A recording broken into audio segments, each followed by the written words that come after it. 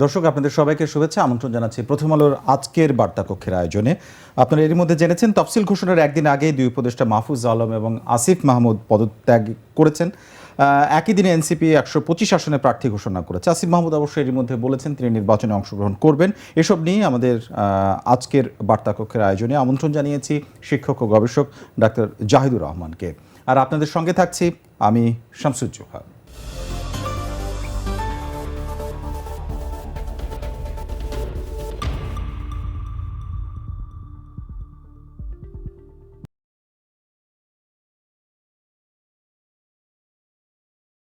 Doctor Zahidur Rahman, আপনাকে স্বাগত। ধন্যবাদ আপনাকে। যে কথা বলে শুরু করছিলাম সেটি বলতে চাই, মাহফুজ আলম উপদেষ্টা এবং আসিফ মাহমুদ এখনও আমি সাবেক বলতে পারছি না, কারণ তাদের শর্ত সাপেক্ষে একরকম। যখন পর্যন্ত তফসিল ঘোষণা না হচ্ছে ততক্ষণ পর্যন্ত তারা উপদেষ্টা। এই দুই উপদেষ্টার পদত্যাগের ঘোষণা জানানো হয়েছে প্রধান উপদেষ্টার দপ্তর থেকে। আমি এটা নিয়ে আপনার বিষয়ে জানতে চাই যে এর আগে আপনি এটা নিয়ে অনেক মন্তব্য করেছেন, আমরা এই অনুষ্ঠানেই কথা বলেছি। আজকে বিশেষত বলবো যে সাংবাদিকদের সঙ্গে যখন কথা বলছিলেন তখন আসিফ মাহমুদ বলেছেন যে আইনগত বাধা নেই পদে থেকে নির্বাচন করতে, তবুও আমরা করছি, এটিও তিনি বলেছেন। অনেকগুলো কথা আছে, সবগুলো কথা বলি। ইনফ্যাক্ট আমার প্রেডিকশন ছিল তারা শেষ মুহূর্ত পর্যন্ত থাকবেন, তারপর আমি না ভুল প্রমাণিত হয়েছি। মানে তফসিল পর্যন্ত, মানে শেষ সেকেন্ড, এখন আমি একটু কনফিউজড। তফসিল ঘোষণা বক্তৃতা শুরুর সময় পর্যন্ত নাকি শেষ হওয়া পর্যন্ত, মানে এটা একটা হালকা ঢঙ্গে বলছি। যদি হালকা ঢঙ্গে বলার মতো পরিস্থিতি প্রেক্ষাপট তারা তৈরি করেছেন। মানে এরা কারা? বিশেষ করে আসিফ মাহমুদ সজীব ভুঁইয়ার কথা বলছি। আমরা মাহফুজ আলম পেছনে বসে কি করেছেন না করেছেন, ব্রেইন বিহাইন্ড দ্য মুভমেন্ট নাকি আই ডোন্ট বদার, কিন্তু আসিফ মাহমুদ সজীব ভুঁইয়াকে আমরা দেখেছি যে 6 জনকে ধরে নিয়ে গিয়েছিল, তাদের একজন তিনি গুরুত্বপূর্ণ রোল প্লে করেছেন। তো আমরা শুনি না নতুন বন্দোবস্ত, অনেক কিছু হবে, অনেক কিছু চলবে। ক্ষমতার শেষ মুহূর্তটাও থাকতে চান এবং অনেক ভালো ক্ষমতা, অনেক ভালো দায়িত্ব পালন করেছেন তিনি। আপনাদের প্রথম আলোরই একটা রিপোর্ট এখানে এসছে যে তাদের এই দায়িত্বে কারা যাবেন। ওখানে আরেকজন উপদেষ্টার নাম উল্লেখ করে বলা হয়েছে তিনি এই আসিফ মাহমুদ সজীব ভুঁইয়ার ক্যাবিনেট নিতে চান না। এটা এতই অনিয়মের অভিযোগ আছে, এই বদনামের দায় তার উপরেও পড়বে। তো উনি শেষ সেকেন্ড পর্যন্ত থাকতে চান। আমরা খেয়াল করব প্রধান উপদেষ্টা, এটাও পত্রপত্রিকায় এসছে, প্রথম আলো সহ অন্যান্য জায়গায়ও এসছে, সেপ্টেম্বরেই বলা হয়েছিল তারা যেন দায়িত্ব থেকে সরে যান, কিন্তু এই দুজন যাননি। এই দুজনের যাওয়া একেবারেই উচিত ছিল, জরুরি ছিল। কারণ হলো এই দুইজন নতুন গঠিত দল এনসিপির সাথে সরাসরি কানেক্টেড। এগুলো আমরা মানে খুব ভালোভাবে জানি। আমরা এই সমাজে বাস করি, এনসিপি যারা করেন তারা মঙ্গল গ্রহ থেকে আসেন নাই, তাদের সাথে আমাদের দেখা হয়। এই দল গঠনের আগে থেকে চিনি অনেককে, সুতরাং আমরা জানি এই দুইজন কিভাবে এই দলটার সাথে, শুধু এখন না, যখন নাগরিক কমিটি ছিল কিভাবে তারা ইনভলভ, এমনকি একজন নাগরিক কমিটি থেকে নাগরিক পার্টি হয়েছে এবং একজন বৈষম্যবিরোধীর একজন নেত্রী, আমি বলেই ফেলে, তিনি একটা লাইভ করে বলেছেন যে মিন্টো রোড থেকে বা হেয়ার রোড থেকে এইগুলো, এই বৈষম্য বিরোধীরা সব কিছু চলছে, এগুলো সব কথাবার্তা আমাদের সামনে এসে হাজির হয়েছে। তো তাদের এতদিন থাকা না, এখন শেষ সেকেন্ড পর্যন্ত থাকা, এগুলো প্রশ্নের জন্ম দেয়। দ্বিতীয় কথা, মানে উনি আমাদেরকে উদ্ধার করেছেন, উনি তো দায়িত্বে থেকে নির্বাচন করতে পারতেন, তিনি সেখান থেকে এতই মহৎ যে উনি দায়িত্বে থেকে নির্বাচন করছেন না। আমি একটু বলি, তারা নির্বাচনে পার্টিসিপেট করা আসিফ মাহমুদ ঘোষণা করেছেন, মাহফুজ আলম এখনও করেননি, নাহিদ ইসলাম তো করবেনি, তার আজকে প্রার্থিতা কনফার্মও করেছে তার পার্টি। এনাদের নির্বাচনে পার্টিসিপেট করা বেআইনি না হলেও অনৈতিক, এই কথাটা আমি আগেও বলেছি, আবারও একটু বলতে চাই। নভেম্বর মাসে এই উপদেষ্টা পরিষদ একটা অধ্যাদেশের খসড়া চূড়ান্ত করে পাশ করে দিয়েছিল, একটু খেয়াল করুন। কিন্তু এটা অধ্যাদেশ হয়নি, কারণ এটা শেষ পর্যন্ত রাষ্ট্রপতির কাছে পাঠানো হয়নি। রাষ্ট্রপতি সাইন করলেই এটা অধ্যাদেশ হয়ে যেত। অধ্যাদেশ মানে হচ্ছে একটা ডিফ্যাক্টো আইন, সেটা আইন না এখন। কিন্তু উপদেষ্টা পরিষদ সর্বসম্মতিক্রমে এটা পাশ করেছিল, যাতে সেই উপদেষ্টা পরিষদ জনাব নাহিদ ইসলামও ছিলেন। সেখানে অনেকগুলো ইস্যু আছে, এর মধ্যে স্পষ্টভাবে আমাদের আগে তত্ত্বাবধায়ক সরকারের যে নিয়ম ছিল সেটাও এখানে ছিল। সেটা হচ্ছে এই সরকারের কেউ পরবর্তী সংসদ নির্বাচনে পার্টিসিপেট করতে পারবেন না। সো জনাব আসিফ মাহমুদ সজীব ভুঁইয়া, মাহফুজ আলম এবং নাহিদ ইসলাম নীতিগতভাবে অ্যাগ্রি করে ওটাকে পাশ করে দিয়েছিলেন। আচ্ছা, যে তারা এখন তারাই তো এখন তারা, সেই জন্য বলছি এটা অনৈতিক। এটা অনৈতিক এবং আমরা জানি এই সরকারের নেচার একটা নিরপেক্ষ সরকার। হ্যাঁ, আমরা মানি এর মধ্যে কোনো না কোনো দলের প্রতি কোনো না কোনো মানুষের বায়াস থাকতে পারে, কিন্তু সরাসরি দলে চলে যাওয়া, একটা দলের প্রধান হয়ে গেছেন নাহিদ ইসলাম, যে কোনোভাবে নির্বাচন করবেন, কোনো দলের হয়ে করতে পারেন, অবশ্য স্বতন্ত্র কথাও বলছেন, এই যে নির্বাচন করবেন। এবং খেয়াল করবো আমরা আসিফ মাহমুদ সজীব ভুঁইয়াকে নিয়ে আমাদের খুব ক্লিয়ারলি কথা বলা দরকার। উনি কুমিল্লা নির্বাচন করবেন এই পারসেপশন যখন ছিল, তখন ওনার এলজিআরডি মন্ত্রণালয় থেকে তার নিজের উপজেলায় 450 কোটি টাকা বরাদ্দ দেওয়া হয়েছিল, একটা বিশেষ বরাদ্দ। এবং আরো একটি যেটা ভাসনাত আব্দুল্লাহর উপজেলায় 350 কোটি টাকা। বেশ কিছু জেলা আছে যেগুলোতে, জেলা এটা হলো উপজেলায় 450। প্রথম আলোর ওই রিপোর্ট খুবই গুরুত্বপূর্ণ একটা রিপোর্ট করেছে প্রথম আলো, সেখানে তারা দেখিয়েছেন 5-6টা জেলাতে 13 থেকে 18 কোটি টাকা পুরো জেলায় বরাদ্দ থাকে। আচ্ছা, এরপর উনি ওখান থেকে যখন সরে এসছেন, ধারণা করা হয় যে ওখানে খুব শক্তিশালী একজন প্রার্থী আছে ঢাকায়, তিনি যেখানে নির্বাচন করবেন বলে মনে হয়েছে, সেখানে আবার কতগুলো সামাজিক এবং ধর্মীয় প্রতিষ্ঠানের একটা বরাদ্দতে পুরো ঢাকা শহরে যত বরাদ্দ আছে তার প্রায় পুরোটাই 3টা সিটে দিয়েছেন। এই 3টা সিটেই তিনি এবং তার দলের গুরুত্বপূর্ণ জনাব নাহিদ ইসলাম এবং মিস তাসনিম যারা ওখানে নির্বাচন করবেন এই পারসেপশন ছিল। আচ্ছা, আরো ফান আছে, এই 3টায় প্রায় সব টাকা দিয়ে দিয়েছেন, আর 2-3টা বরাদ্দ ছিল আর 2-1টা জায়গায়। টোটাল বরাদ্দের আবার অর্ধেক দিয়েছেন উনি যেখানে নির্বাচন করতে চান সেখানে, অর্থাৎ নিজের জায়গাটা এরকম অনুমান করা যায়। তো সুতরাং উনি এইসব কাজকর্ম করেছেন, কর্মকাণ্ড করেছেন। সুতরাং উনি যদি স্বতন্ত্র নির্বাচনও করেন, ওনার জন্য অত্যন্ত অত্যন্ত অন্যায় হয়। উনি বলতে পারেন আমি কি বেআইনি কিছু করেছি? এখন শেখ হাসিনাও করেন নাই।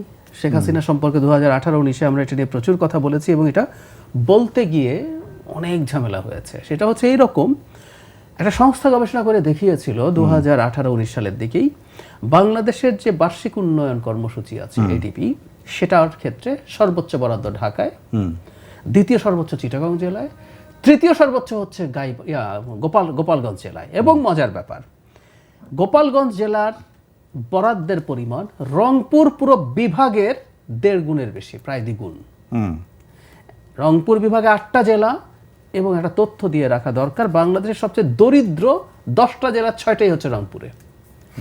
সো বার্ষিক উন্নয়ন কর্মসূচির বরাদ্দ পুরো বিভাগে যা, এক গোপালগঞ্জে তার চেয়ে বেশি। তো জেলাতে আসিফ মাহমুদ সজীব ভুঁইয়া 13, 14, 15 কোটি টাকা দেন, আর ওনার উপজেলায় দেন 450 কোটি টাকা।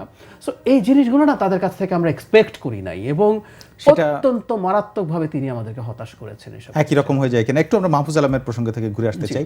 মাহফুজ আলমও এই ছাত্র আন্দোলন থেকে উঠে আসা একজন উপদেষ্টা, এবং তিনিও পদত্যাগের ঘোষণা একই সাথে পাওয়া গেল এখানে আমরা। কিন্তু যেটি হচ্ছে যে তিনি নির্বাচনে অংশগ্রহণ করবেন কিনা সেটির স্পষ্ট এখনো বলেননি। তিনি অবশ্য সাংবাদিকদেরকে আজকে ফেসও করেননি সরাসরি। এটার আসলে কোনো বিষয় আছে কিনা, এটা আসলে তিনি অংশগ্রহণ করবেন না, নাকি অংশগ্রহণ করলেও সেটি আসলে প্রকাশ করতে চাচ্ছেন না? উনি আসলে দ্বিধায় আছেন বলে জানা যায় বা শোনা যায়। আমরা পত্রপত্রিকাতেই এই ধরনের সূত্রের নিরিখে এই ধরনের রিপোর্ট এসছে। আরেকটা জিনিস আসলে এই দুজনের নির্বাচনের ক্ষেত্রে শর্ত হিসেবে দাঁড়িয়েছে সম্ভবত, এগুলো পত্রপত্রিকার নিউজ হিসাবেই বলছি, এবং এটার কিছুটা সত্যতা আমরা ব্যক্তিগতভাবে ভেরিফাইও করে দেখেছি এটা সত্য। সেটা হচ্ছে এই দুই উপদেষ্টা খুব সিরিয়াসলি সম্ভবত চেয়েছিলেন এনসিপি বিএনপির সাথে জোট তৈরি করুক। তো তাদের নির্বাচনে পার্টিসিপেট করার ক্ষেত্রে এটা একটা কন্ডিশন, এবং সেটা হলে সম্ভবত যারা মাহফুজ আলমও নির্বাচন করতেন, সেক্ষেত্রে বিএনপির সমর্থন পেলে জিতে আসার সম্ভাবনাটা বেশি থাকে। কিন্তু সমস্যা হচ্ছে সম্প্রতি মাহফুজ আলমের সিটেও যিনি বিএনপির সাথে যুগপৎ আন্দোলনের প্রার্থী ছিলেন, তিনি বিএনপিতে জয়েন করেছেন, এবং তাকে প্রার্থী ওখানে করা হবে এই ধরনের আলাপ আছে। একই কথা জনাব আসিফ মাহমুদের সিটেও ঘোষণা করা হয়েছে। এগুলো তো চেঞ্জ করা যাবে না তা না। আমি ধারণা করি যারা মাহফুজ আলম কনফিউজড শেষ পর্যন্ত কি করবেন, কারণ জোট যদি না হয় এই আলাপও আছে যে তারা দুজন বিএনপিতে জয়েন করে নির্বাচন করতে পারেন।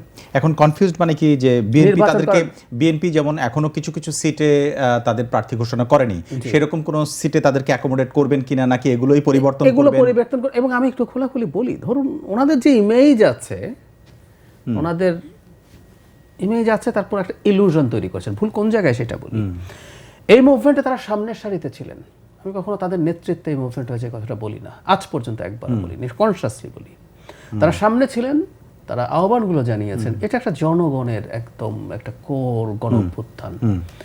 কিন্তু তাদের মনে হচ্ছিল যে তাদের ডাকেই, তাদের ডিজাইনেই এই সব কিছু ঘটেছে।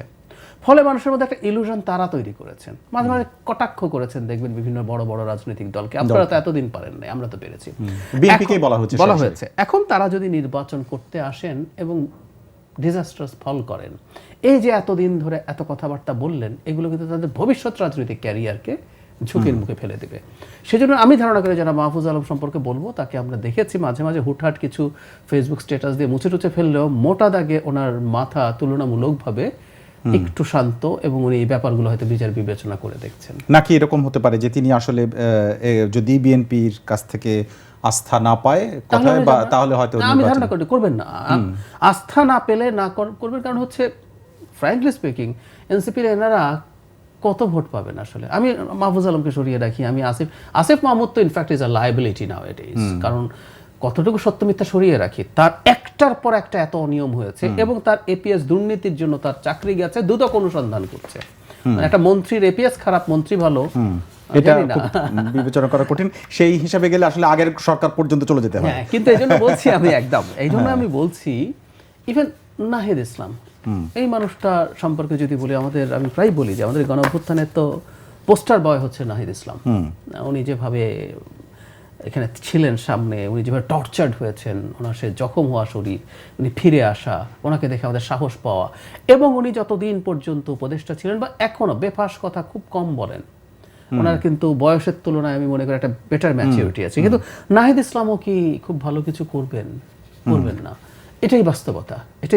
তো সেই জায়গায় দাঁড়িয়ে যারা মাহফুজ আলম হয়তো ভাবছেন যদি বিএনপির সাথে না যাওয়া হয়, এবং মোটামুটি বিএনপির সাথে গেলেও চলবে না, বিএনপির ওখানে যদি স্বতন্ত্ররা দাঁড়িয়ে যায় মোটামুটি, সেক্ষেত্রেও আসলে খুবই ঝুঁকিপূর্ণ ব্যাপার। আমি ধারণা করি মাহফুজ আলম বিবেচনা। নাহিদ ইসলামের প্রসঙ্গে আসলে আমার প্রশ্ন আছে, আজকে অনেকগুলো প্রসঙ্গ কিন্তু অনেক পেঁচিয়ে যাচ্ছে, কারণ একই ধরনের বিষয়ের সাথে সবকিছু জড়িত। আমি একটু প্রধান উপদেষ্টার কাছে আসতে চাই, কারণ হলো প্রধান উপদেষ্টা এর আগে নাহিদ ইসলাম যখন পদত্যাগ করেন, এবং তখন একটি বিষয় আলোচিত হয়েছিল যে তিনি প্রধানমন্ত্রী নেক্সট হতে যাচ্ছে, এরকম একটি বিষয় আলোচিত হয়েছেন সেই সময়ে।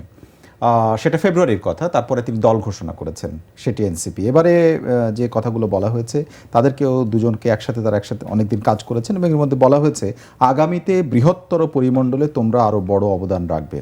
যে মন্ত্রণালয় কাজ করেছে সেই কাজের প্রেক্ষাপটেই কহিত। এর মধ্যে দিয়ে আসলে প্রধান উপদেষ্টার সাথে তাদের কাজের মধ্য দিয়ে যে সম্পর্কের গভীরতা, শুধু এটি টের পাওয়া যাচ্ছে নাকি আর কোনো ইঙ্গিত আপনি দেখেন? আমি খুব বেশি ইঙ্গিত আসলে দেখি না। যখন নাহিদ ইসলাম যখন পদত্যাগ করেছিলেন, তখন সম্ভবত প্রেস সচিব এরকম একটা মন্তব্য করেছিলেন, ভবিষ্যতের প্রধানমন্ত্রী বা এনারা যখন আসলেন প্রধান উপদেষ্টা। আমার ধারণা এটা এক ধরনের ফেয়ারওয়েল রিমার্ক, এর বেশি কিছু না। তবে হ্যাঁ, উনি এদেরকে ওভার এস্টিমেট করেছেন। আমি জানি না ওনার ওই ওভার এস্টিমেশন এখন কতটা আছে। উনি শুরু থেকেই আমি ওনাদেরকে ছোট করছি না, কিন্তু যার যতটুকু জায়গা ওনারাই সব ঘটিয়ে ফেলেছেন, ওনারাই তাকে চাকরি দিয়েছেন। এই যে পারসেপশন, এটা ইনফ্যাক্ট ওনাকে এক ধরনের গেলানো হয়েছে। উনি তো আসলে ওই সময়টা দেশে ছিলেন না, এটা ওনার ভুল ছিল। ভুল যদি কেটে থাকে কাটবে। আর উনি যেটা হয় is a very good motivator. আমিও কিন্তু ব্যক্তিগতভাবে আমাকে যদি বলেন, আমি দেখতে চাইতাম যে এনারা সঠিক রাজনৈতিক পথে যাচ্ছেন, সঠিকভাবে এগিয়ে গিয়ে তারা ভিন্ন ধারার কোনো রাজনীতি তৈরি করছেন, এবং তারা যে মন্ত্রিত্বের জায়গায় ছিলেন, বাংলাদেশের এই জিনিসগুলো কিভাবে কাজ করে, ব্যুরোক্রেসি কিভাবে কাজ করে, এই টাফ জায়গাটায় তারা কিভাবে সমস্যা সমাধান করেছেন, খুবই কম বয়সে তারা এক্সপোজড হয়েছেন। হতে পারতো যে তারা এখান থেকে যা শিখেছেন এটা সত্যিকার অর্থেই কাজে লাগবে, কিন্তু আমি আসলে ব্যক্তিগতভাবে অত বড় সম্ভাবনা দেখি না। তবে ধরুন একটা জিনিস যেমন বলা হয় যে ফ্রেশ ব্লাড, তাদের আগের কোনো অভিজ্ঞতা নেই, যে কারণে তারা আসলে দুর্নীতিতে জড়াবে না, সেটা সেইটা চিন্তা করছেন না কেন? আমাদের তো প্রচুর অভিযোগ আছে, এবং এই অভিযোগগুলো ভিত্তিহীন আমি সেটা মনেও করি না। তো তাই যদি হয়ে থাকে, একটু বলি না, একটু বিব্রতকর হলে কথাটা বলে ফেলা ভালো। আমি ওনাকে দিয়ে বলছি না, আমি একটু এভাবে বলি। এই স্টুডেন্টরা রাস্তায় নেমেছিলেন কেন? তারা বিসিএস এর কোটার বিরুদ্ধে দাঁড়িয়েছেন। আচ্ছা, বিসিএস চাকরি করতে চান আপনি, বিসিএস এর প্রথম শুরুটা সেটাই ছিল। শুরু না, এটা দীর্ঘ সময় ছিল। ওরা রাস্তায় নেমেছিলেন ওর জন্য। বেকারত্ব আছে, বিসিএস চাকরি বাংলাদেশের সমাজের হাজার হাজার লাখ লাখ স্টুডেন্টের বয়স থাকা পর্যন্ত বিসিএস ছাড়া আর কোনো রকম কোনো স্বপ্ন নেই। ভার্সিটির যে সাবজেক্ট পড়ছেন ওটাও পড়েন না অনেকে ঠিক মতো, ওই সময় বসে বসে বিসিএস এর গাইড পড়েন। এটা করতে করতে শেখ হাসিনার অধীনে কেউ তরুণ কি বলেছে আমি শেখ হাসিনার চাকরি করব না? সরকারি চাকরি কিন্তু শেখ হাসিনার অধীনে এক অর্থে প্রজাতন্ত্রের কর্মচারী। কেউ কেউ বলেছেন যে আমি এই স্বৈরাচারের অধীনে চাকরি করব না, আমি অবশ্য অধীনে চাকরি করতে চাই, এবং কোন চাকরি চাই? মূলত দুটো চাকরি যেটা ক্ষমতায় রাখে শেখ হাসিনাকে, প্রশাসন এবং পুলিশ। আপনি খোঁজ করুন চয়েসে কি দেয় সবাই, প্রশাসন, পুলিশ, প্রশাসন, পুলিশ আর পররাষ্ট্র হয়তো পররাষ্ট্র খুব ওই সাহস খুব কম। আমি অনেকগুলো ফর্ম দেখে আমার ধারণা হয়েছে আসলে ওটা সাহস অনেকে করে না, কারণ এটা ভাইভা ইংলিশে হয় বা অনেক কিছু চাপটাপ থাকে। মূলত এই দুটো পাল্টাপাল্টি, এবং অন্য ক্যাডারে ছিল, তারপরে আবার পরীক্ষা দিচ্ছে যাতে এই ক্যাডারগুলো পাওয়া যায়। এই দুটো ক্যাডার তো শেখ হাসিনাকে ক্ষমতায় রেখেছে। এর বাইরে যেগুলোতে করাপশন বেশি করা যায় মোটা দাগে, সেগুলোতে দেখবেন চয়েস দিচ্ছে। আমি বলছি না সবাই করাপ্ট, বিরাট একটা অংশ আসলে করাপ্ট। আমাদের সমাজে বাবা মারা চান তাদের সন্তান, আবারও বলছি মোটা দাগে, এক্সেপশনই মোটা দাগে চান তারা এই চাকরিতে যাক, ক্ষমতার দাপট তো আছেই, প্লাস সাথে প্রচুর টাকা পয়সা আছে, করাপশনের টাকা পয়সা। তো সেগুলো তারা যদি হয়, তাদের প্রতি আমরা এত এক্সপেক্ট বা কেন করেছিলাম আসলে? আচ্ছা, আমার কাছে মনে হয় এটা আমাদেরই প্রবলেম। আচ্ছা, এবার আসি আজকের প্রেস কনফারেন্সে আসিফ মাহমুদ আসলে তার যে কথা বলেছেন, এবং সেটা আপনি যেমন একটা ফেয়ারওয়েল রিমার্কের কথা বললেন প্রধান উপদেষ্টার, এখানে মনে হচ্ছে যে তার কাজের ফিরিস্তিগুলো তিনি উল্লেখ করেছেন, তিনি তার সময়ে যে কাজ করেছেন। এইটার কাছে আপনার কাছে মনে হয় কিনা যে কিছুটা আগের সরকার যেমন তার শেষের দিকে এসে সে কি করেছে সেই জিনিসগুলো সামনে আসা, সেরকম মানে স্মৃতিতে সবার জেগে উঠছে? না, এটা স্মৃতি থেকে না, উনি যেহেতু নির্বাচন করবেন ওনার স্মৃতি জাগতে পারবে না। আচ্ছা, এটা একদম একটা নির্বাচনী বক্তব্যের মতো হয়েছে স্পষ্টভাবেই, এবং যাওয়ার আগে একটা রাস্তার নাম করে দিয়ে গেছেন, যেটা নিয়ে অনেকে এই আলোচনা করছেন যে যাওয়ার আগে অনেক সমালোচিত যেতে হয়েছেন একটু ইমোশন নিয়ে, একটু ফেলানি সড়ক নাম দিয়ে।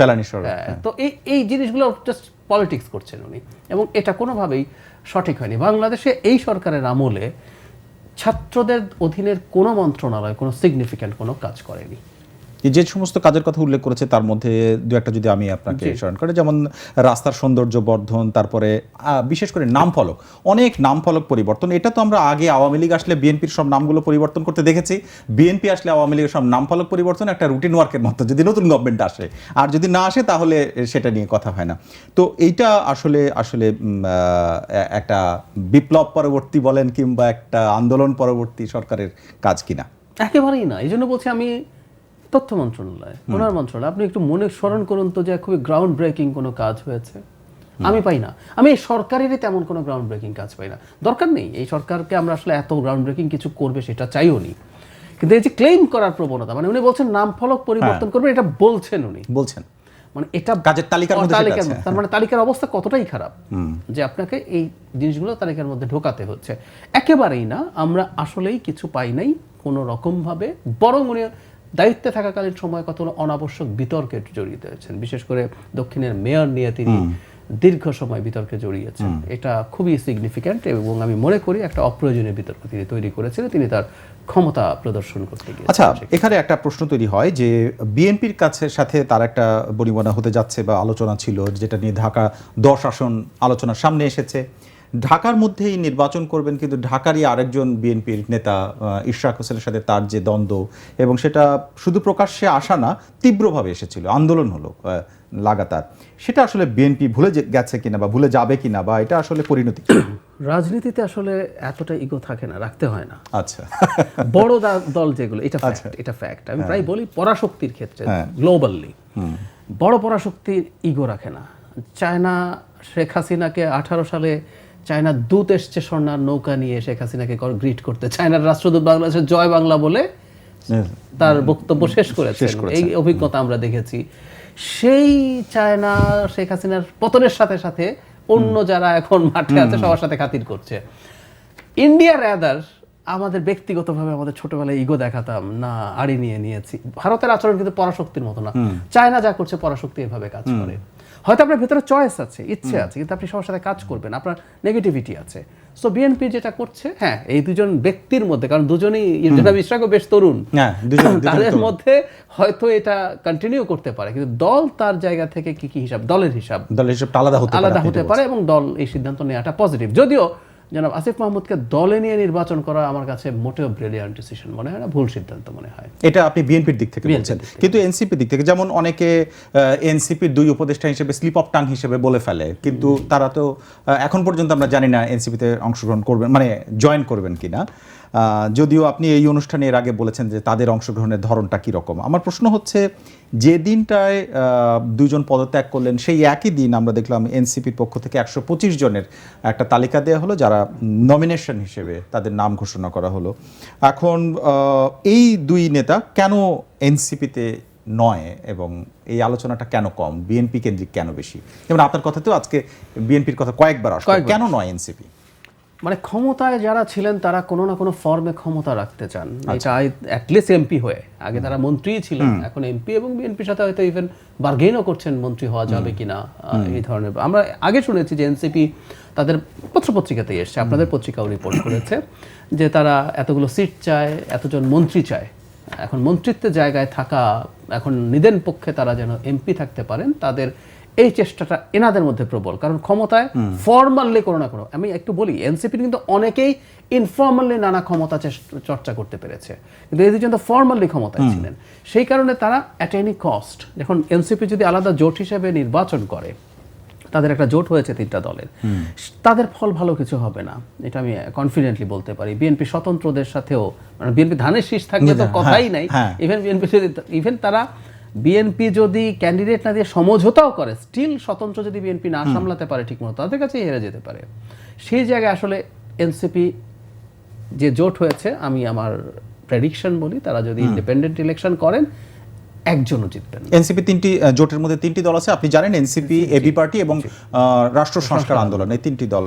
কিন্তু এই তিনাদের সাথে আরো বেশ কয়েকটি দল, মান্না ভাইদের দল এবং সব দল, এই দলগুলো মিলে তো আমরা বিভিন্ন সময় শুনেছি একই সাথে জামাতের সাথেও বিভিন্ন রকম বৈঠকের কথা সামনে এসছে, আবার বিএনপির সাথে বৈঠক। তার মানে কি ওই বনিবনাগুলো হয়নি জন্য তাদের জোট করতে হলো কিনা? দুটো ইস্যু। বনিবনা হয়নি বলে জোট করাই ভালো, একা ইলেকশন করার চাইতে যতটুকু হয়, কিন্তু এরা একটা সিটও জিতবেন না বলে আমি মনে করি। কিন্তু এই জোট এনসিপির জোট করলেও জিতবেন না। কিন্তু এখানে একটা ইন্টারেস্টিং বিষয় আছে, এই জোটটা এমনও হতে পারে যে সে জোটগতভাবে নেগোশিয়েট করবে। আচ্ছা, আমি এটাকে ভালো বলি। রাজনীতিতে কৌশল হবে, বড় দল চাইবে যত কম সিট দেওয়া যায়, ছোট দলগুলো চেষ্টা করবে বার্গেইন করে তার গুরুত্ব দেখিয়ে সে যতটা সম্ভব বাড়াবে। সো জোটগতভাবে তারা যদি 4টা 5টা 3টা অলরেডি আছে, সাথে আরো 2টো 3টে দল যদি একত্র হয়, তারা যদি শর্ত দেয় যে আমাদের এইটা দিলে আমরা সবাই আছি, এর কম দিলে আমরা কেউ নেই, সো তাদের বার্গেনিং এর পাওয়ারটা স্ট্রঙ্গার হয়। এর মধ্যে বিশেষ করে একটা দল ইজ ভেরি সিগনিফিক্যান্ট, সেটা এনসিপি। কারণ হলো অনেক সমর্থন নেই, কিন্তু যে বিএনপি দুজনকে নিতে চায় কেন, যদি নেয়, ইভেন যারা আসিফ মাহমুদকে আমি বলছি না ঠিক হবে না, কারণ আসিফ মাহমুদ এখন একটা লায়াবিলিটি, কিন্তু বিএনপি সম্ভবত মরিয়া এই কারণে অভ্যুত্থানের দুটো ফেস রাখা। আচ্ছা, পরিচিত ফেস, অভ্যুত্থানে অনেকেই সিরিয়াসলি কাজ করেছেন, বিএনপির ছাত্র দলেরই লোকজন, কিন্তু ঘটনাচক্রে এরা ফেসে পরিণত হয়েছে, যেহেতু তাদেরকে সামনে রাখা হয়েছে। এবং এটুকু বলে রাখা ভালো, বিএনপি শুরুর দিকে এটা আসলে পলিটিক্যাল মুভমেন্ট হিসেবে ব্র্যান্ড করতে চায় নাই। এটা ব্র্যান্ডিং হলেই কিন্তু শেখ হাসিনা ক্র্যাকডাউনে নেমে যেতে পারতো ইজিলি। তো ফলে ফেস চেয়েছে, কারণ এনসিপি এখন পর্যন্ত যারা আছে এর মধ্যে অনেকগুলো গুরুত্বপূর্ণ ফেস, এবং সবচেয়ে আবারও বলছি প্রধান ফেসটা জনাব নাহিদ ইসলাম ওখানে আছে। তো এই যদি ঘটে থাকে, এনসিপি আছে, সাথে অন্যরা আছে, একটা বেটার বার্গেইনের পাওয়ার তাদের তৈরি হওয়ার সম্ভাবনা থাকবে। এখন নাহিদ ইসলামের যে আজকের যে বক্তব্য, সেখানে তিনি বলেছেন যে নির্বাচনে আসন জেতাই আমাদের লক্ষ্য না, আমরা একটা দূর লক্ষ্য নিয়ে করছি, এবং সেটাই যদি হতো তাহলে কোনো না কোনো জোটে ভিড়তেন। কিন্তু আপনি যেটি মানে অল্টারনেটিভ ওয়ে বললেন, সেটাতেও তো আসলে সেটি বোঝায় যে আসলে জোটের সাথে অন্যরকম একটা বার্গেন। খুব স্বাভাবিক, এবং হয় কি পলিটিশিয়ানদের সব কথাকে আক্ষরিক অর্থে নেয়ার ঠিক হবে না, একেবারেই ঠিক হবে না। কারণ এই কয়দিন আগে তারাই স্বীকার করেছিলেন যে তারা দুই পক্ষের সাথে, মানে জামাতের দিকটা বিএনপির দিকটা আলোচনা করছে, এতে সমস্যার কিছু নাই। আবার তারা এটাও খোলা রাখছেন, হয় কি দলের উপর এক ধরনের চাপ তারা তৈরি করতে চান। আমি একটু অপ্রাসঙ্গিক হলেও যোগ করি, কিছুদিন আগে নির্বাচন কমিশনে গিয়ে নাহিদ ইসলাম এবং নাসিরউদ্দিন পাটোয়ারি বের হয়ে বলছেন শেখ বেগম খালেদা জিয়া অসুস্থ আছেন, তার অসুস্থতাজনিত সমস্যার সমাধানের আগে যেন তফসিল দেওয়া না হয়। মানে বেগম খালেদা জিয়া তো আমাদের জানা মতে বিএনপি চেয়ারপারসন, মানে যদি সমস্যা হয় বিএনপির হবে এবং বিএনপি বলবে, কিন্তু বলছে কি এনসিপি। কেউ এটা নিয়ে শঙ্কায় পড়ে গেছে, নির্বাচন কি পিছিয়ে যাবে? আমার ইন্টারপ্রিটেশন হচ্ছে এনসিপি আসলে বিএনপিকে চাপ দিতে চাইছে, কারণ ওর সাথে নেগোসিয়েশন চলছে। সুতরাং এই যে দেখো, আমি কিন্তু তফসিল নিয়ে, তারা খালেদা জিয়ার আসনে প্রার্থী দিচ্ছে, আবার খালেদা জিয়াকে নিয়ে এটা বলছে যে তার অসুস্থতার জন্য তফসিল পেছানো দরকার। মান্না ভাই এই অনুষ্ঠানে এসে বলেছেন যে এটা মানে মায়ের থেকে মাসির দরদ বেশি, এরকমই মনে হয়। কিন্তু ওই যে বললাম, একদমই তাই, একদম আক্ষরিক অর্থে এটাই হলো ব্যাপার। কিন্তু এটা করছেন তারা আসলে তফসিল পেছানোর জন্য না। মানে আপনি বিএনপির উপরে চাপ তৈরি করছেন যে না আমি দেখো আমি কিন্তু নির্বাচন নিয়ে চাপ তৈরি করে পিছিয়ে দেওয়ার জন্য আমি কাজ করব, তুমি আমার সাথে বেটার নেগোশিয়েট করো। এগুলো প্রত্যেকটা কিন্তু গণতান্ত্রিক যে পেরিমিটার আছে আমি মনে করি তার মধ্যেই। তো এনারাও সেই চেষ্টা করবেন, এনসিপিকে কাছে রাখতে আসলে বিএনপি জামাত উভয়ই চেষ্টা করবে। আমি সোশ্যাল মিডিয়াতে এরই মধ্যেই মানে আজকে একদিনের মধ্যে অনেকগুলো ঘটনা, তার মধ্যে দেখছিলাম অনেকের এরকম যখন আসিফ মাহমুদ সজীব ভুঁইয়া তালিকাগুলো দিচ্ছিলেন কোনো একটা সোশ্যাল মিডিয়াতে অনেকে নিচে যখন মন্তব্য লিখছেন সেখানে বলছেন যে তোমরা আমাকে এইসব করেছি, ভোট দাও, তারপরে বিএনপির সাথে নেগোশিয়েট করে আমরা মন্ত্রী হতে পারি যেন আবারও। মানে ব্যাপারটা এরকম সিম্পল কিনা? খুব সিম্পল না, কিন্তু মানুষের পারসেপশনকে আপনি উড়িয়ে দিতে পারেন না, এটা খুব ইম্পর্টেন্ট। কারণ হচ্ছে কি, যারা ক্ষমতায় গেলেন, পিপলস পারসেপশন হিসেবে আমি সামনে আনলাম। একদম একদম মানুষ যখন ক্ষমতায়, যখন আমি ক্ষমতায় গেলেন বললাম, আমরা জানি এই শব্দটা না বলে অনেকে দায়িত্বে না, দায়িত্বে যান না, ওনারা আসলে ক্ষমতায় গিয়েছেন এবং ক্ষমতায় গিয়ে ক্ষমতা দেখানোর যে প্রবণতা মানুষের সামনে এসে হাজির হয়েছে, যে অ্যাটিটিউড হয়েছে, ওই যে বরাদ্দর কথা বললাম। আচ্ছা আমি এমনি বলি, আন্দোলনটার নাম কি ছিল? বৈষম্য বিরোধী আন্দোলন। বৈষম্য বিরোধী আন্দোলন, তাই না? জি, বৈষম্য বিরোধী। এখন আপনার ক্ষমতা হলো আপনি আপনার উপজেলায় 450 কোটি টাকা বরাদ্দ দিলেন। এবং আরেকটু আমি তো আসলে ডিটেল বলি না, আপনাদের রিপোর্টটা ওয়াজ এক্সেলেন্ট। কুমিল্লায় ঘটনাচক্রে আগের এলজিআরডি মন্ত্রীও কুমিল্লায় ছিলেন, তাজুল ইসলাম, উনিও কুমিল্লার একটা বিরাট স্পেশাল প্রকল্প দিয়েছিলেন, সেটা চলছিল। আপনি যদি র্যাঙ্কিং করেন, গ্রামীণ অবকাঠামো ছিল সেটা, র্যাঙ্কিং করলে কুমিল্লা অনেক ওপরে, তার সাথে অনেক নিচে থাকা জেলা যেখানে অবকাঠামো নাই ঠিক মতো, অনেক নিচে র্যাঙ্কিং, ওদের একটা র্যাঙ্কিং আছে, আমি ওখানে জানলাম, তাকে জেলাতে 15-20 কোটি টাকা দেন আপনি, আর আপনার উপজেলায় যেটা আপনি না বৈষম্য বিরোধী আন্দোলন। তো এগুলো তো মানুষের সাথে, এটা আসলে অন্য জেলার বা অন্য উপজেলার সাথে বৈষম্য হয়ে যায় কিনা? এটা আপনার বাবার টাকা, আমি খুব ক্লোজ, খুবই ক্রুড ভাষায় বলি, এটা কার টাকা? জনগণের টাকা। ওটা নিয়ে আপনি শেখ হাসিনা যেমন গোপালগঞ্জে দিয়েছে, আপনি আপনার উপজেলায় দিচ্ছেন, আপনি আপনার ঢাকার সিটে দিচ্ছেন, আপনাকে তো আমরা ওই দায়িত্ব দিয়েছিলাম, আপনি বৈষম্য বিরোধী স্লোগান দিয়ে মাঠে নেমেছিলেন। এই জন্য বলছি এগুলো তো মানুষ দেখে, দেখার ফলেই আসলে এই ধরনের মন্তব্য আসে, এবং এটার মধ্যে বেশ খানিকটা সত্যতা আছে বলে আমি মনে করি। সব মিলে আজকের যে ঘটনা, 3টা ঘটনা, আপনি এর মধ্যে যদি একটা কনক্লুশন রেখে যদি ক্লোজ না, আমরা শেষের দিকে আলোচনা, সেটি হচ্ছে একই দিন তফসিল ঘোষণা আসলো, মানে আগামীকালকে ঘোষণা অনুমান করা হচ্ছে কালকে হবে, ততক্ষণ পর্যন্ত তারা উপদেষ্টা আছেন আবারও শুরুর জায়গাটা, এবং একই দিন এনসিপির পক্ষ থেকে 125 জনের মনোনয়ন দেওয়া হলো। এই 3টার মধ্যে কোনো যোগসূত্র আসলে আছে নাকি কাকতালীয় বিষয়টি? আমি খুব যোগসূত্র আছে বলে মনে করি না, কারণ হচ্ছে এনসিপি সম্ভবত যেহেতু কালকে তফসিল হচ্ছে, তারা অন্তত কিছু মানে তফসিল হয়ে যাচ্ছে একটাও দেয়নি, সেটা তাদের জন্য ঠিক হতো না। এটা একটা কোইন্সিডেন্স বলে আমার কাছে মনে হয়। আর শুরুতে যেটা বলেছিলাম, এটা খুবই দুঃখজনক, শেষ মুহূর্তেও তারা হতাশ করলেন, মানে শেষ সেকেন্ড পর্যন্ত ক্ষমতায় থাকতে চাই। খুব বাজে একটা চর্চা, খুব বাজে একটা উদাহরণ। ওই যে আবারও বলছি, প্রধান উপদেষ্টা চেয়েছিলেন তারা সেপ্টেম্বরে চলে যান, তখনই চলে যাওয়া উচিত ছিল। অনেক ধন্যবাদ আজকে আমাদের সাথে যোগ দেওয়ার জন্য ডাক্তার জাহিদুর রহমান। আপনাকে ধন্যবাদ আমাকে ডাকার। দর্শক, আমাদের সঙ্গে আজকে ছিলেন শিক্ষক ও বিশ্লেষক, রাজনৈতিক বিশ্লেষক ডাক্তার জাহিদুর রহমান। তার কাছে 2 উপদেষ্টার পদত্যাগ এবং তার আগে পরের নানা বিষয় এবং বর্তমানের রাজনৈতিক নানা বিষয়ের বিশ্লেষণ তার কাছ থেকে আমরা জেনেছি।